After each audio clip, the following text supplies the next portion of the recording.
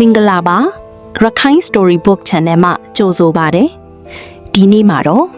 ဘာမဲ့ဘာကရတို့ရဲ့ငေဘဝနဲ့ပါဇက်ရာဇဝင်ကိုပြောပြပေးသွားမှာဖြစ်ပါတယ်တစ်ချိန်တုန်းက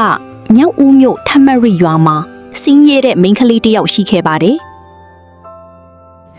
ပင်ပန်းစင်းရဲတဲ့မိသားစုကနေစင်းတက်လာရတာကြောင့်တိတက်ဆအရွယ်ကနေသူများစီမှာစိတ်တွေအငားထိန်ကြောင်းကအသက်မွေးလာရတယ်။ဒါကြောင့်သူမမှာမိဖတွေပေးတဲ့နမိတ်ကကွေပြောက်ပြီးစိတ်ကြောင်းဒီမလူတာလူတိုင်းကခေါ်ခဲ့ကြပါတယ်။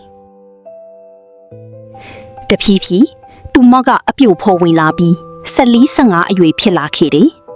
။တနည်းစိတ်ကြောင်းကြီးမောလွန်လို့ညောင်ပင်ရိပ်အောက်မှာအိပ်ပျော်သွားမိခဲ့ပါတော့တယ်။စိတ်ကြောင်းကြီးမောလွန်ရင်အိမ်နေကြဖြစ်တာမို့စိတ်ချလက်ချအနားယူရင်အိပ်ပစ်လိုက်ပါတော့တယ်ဒီအချိန်မှာပဲညောင်ပင်ဆောင်ရုပ်ခစိုးနဲ့ကဆင်းသက်လာပြီးသူမကိုအိမ်မက်ထဲမှာချစ်ရေးလာဆိုခဲ့ပါတယ်အစခါတော့သူမအနေနဲ့ညင်းပါသေးတယ်ဒါပေမဲ့နောက်နေ့တွေမှာလဲအိပ်ပျော်သွားတိုင်းသူမကိုချစ်ရေးဆိုလာပါတော့တယ်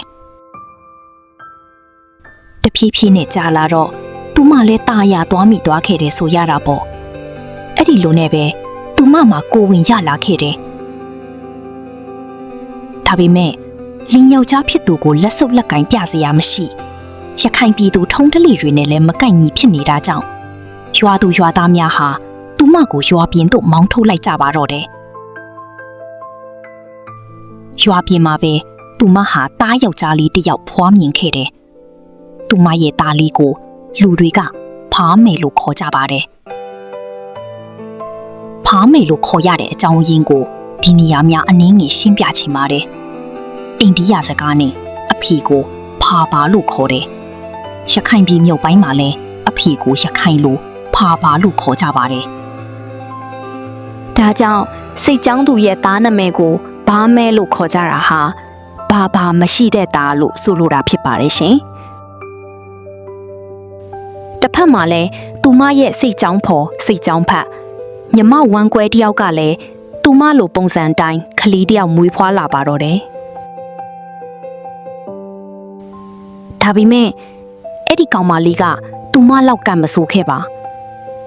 တနာကျင်နာတတ်သူတယောက်ကဖခင်နေရာကိုခံယူသွားတာကြောင့်မွေးလာတဲ့ကလေးမှာအဖေရှိသွားပါတယ်ဒါကြောင့်ထိုကလေးကိုလူတွေကဘာကရလို့ခေါ်ပါတဲ့ဘာဆိုတာကအဖေကိုခေါ်တာဖြစ်ပြီးကရဆိုတာကတော့ပြုတ်လုသူကိုဆိုလိုတာဖြစ်ပါတယ်ရှင်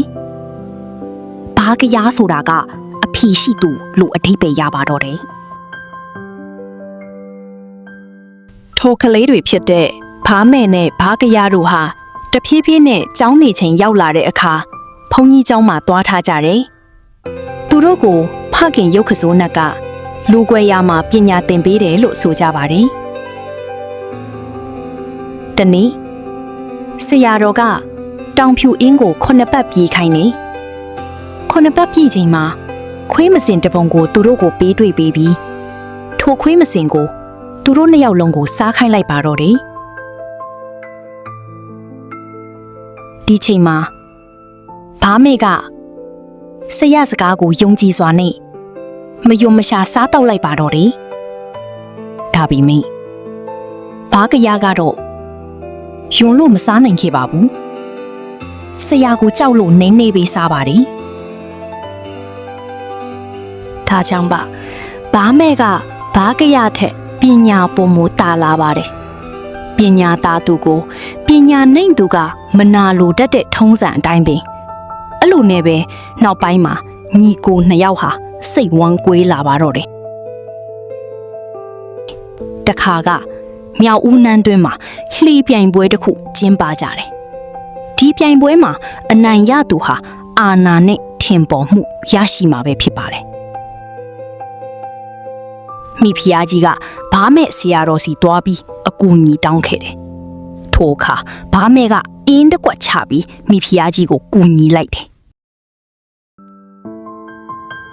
ဒါကြောင့်ပဲလှေပြိုင်ပွဲမှာမိဖုရားကြီးရဲ့လှေအနိုင်ရသွားပါတဲ့အခါ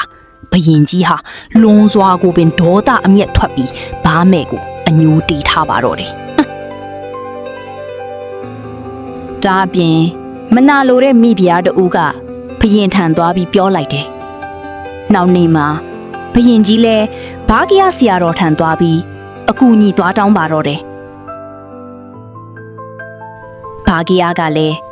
အင်းတစ်ကွက်ပေးပြီးဘရင်ကြီးကိုကူညီလိုက်တယ်နောက်ဆုံးမှာတော့တဖြည်းဖြည်းနဲ့နန်းတွင်းအာဏာပြိုင်ဆိုင်မှုကစစ်ပွဲဖြစ်ပြောင်းလဲသွားခဲ့တယ်ဒီလိုနဲ့ပဲဘားမဲ့ဘားကရဆရာတော်နှစ်ပါးကိုဖမ်းပြီးလိုင်ကူထဲမှာပိတ်လောင်ထားလိုက်ဖို့ဘရင်ကြီးကအမိန့်ချမှတ်လိုက်ပါတော့တယ်49ရက်ကြာပြီးနောက်တော့ဘားမဲ့ဘားကရကတို့ဂူထဲတွင်တည်ဆုံးနေတာကိုအတီးပြုချင်တာကြောင့်ဘရင်ကြီးရဲ့မူမှတ်များစွာတို့ကထိုဂူကိုဖွင့်ကြည့်လိုက်ကြပါတော့တယ်အဲ့လိုဖွင့်ကြည့်လိုက်တဲ့အခါမှာသူတို့ထင်ထားသလိုမျိုးဘားမဲ့ဘားကရဆရာတော်နှစ်ပါးလုံးဟာတည်ဆုံးနေသည်ကိုမတွေ့လိုက်ရပါဘားမဲ့ဘားကရဟာအံ့ဖွယ်နီလန်းနဲ့လွတ်မြောက်သွားကြတယ်လို့ပါဇက်ရာဇဝင်တွေမှာပြောကြပါတယ်ဒီဇလန်းဟာရခိုင်ပြည်ရဲ့ပါဇက်ရာဇဝင်တစ်ခုအဖြစ်ယနေ့ထိဆက်လက်တည်ရှိနေပါတယ်